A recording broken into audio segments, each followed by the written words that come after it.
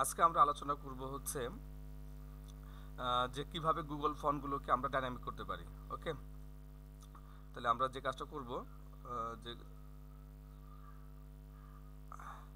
এই যে যা খুশি থিম স্ক্রিপ্টের মধ্যে, হ্যাঁ, তাহলে আমরা কি করব, যেটা বুটস্ট্র্যাপকে পাওয়াই দেবো ঠিক একই স্টাইলে হবে। কি করা লাগবে, এটাকে WPNQ স্টাইল। ওকে, তো প্রথমে নাম দেবো কি আমরা, এটা হচ্ছে কি যা খুশি গুগল ফন্টস। ওকে, আশেপাশে আমরা যে কাজটা করবো, এখানে হবে কি লিঙ্কটা কিন্তু হবে আমাদের, হ্যাঁ, কি করা লাগবে, এখানে লিঙ্ক দেওয়া লাগবে।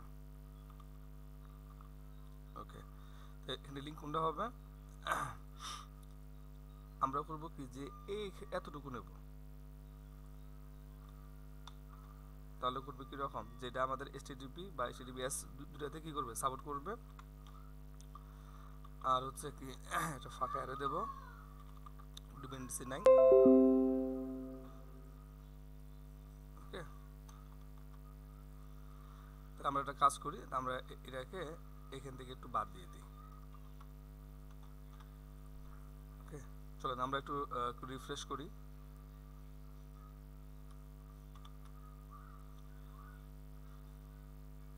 যে যা খুশি গুগল ফন্টস। ওকে, তার মানে এটা পারফেক্টলি কিন্তু কাজ করছে। ওকে,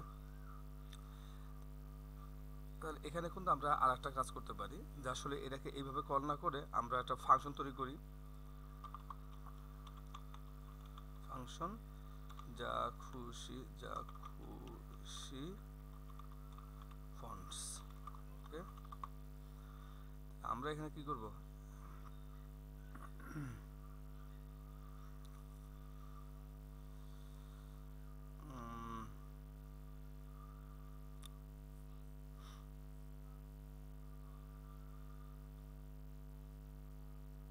মনে করেন হচ্ছে ইউআরএল নিলাম,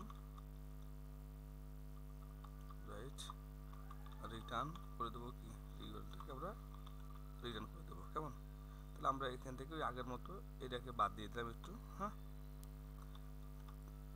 তাহলে আমরা জাস্ট এই ফাংশন যদি কল করে ফেলছি আমরা, হ্যাঁ, তাহলে আমরা এটা কি করবো, এখানে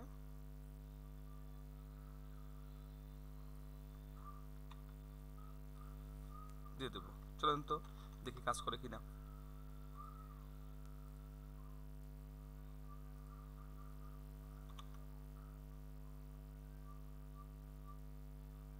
সাকসেসফুলি ওয়ার্ক। তাহলে আমরা চাইলে কি করতে পারি, তাহলে এইভাবে গুগল ফন্টসগুলোকে ডাইনামিক করতে পারি।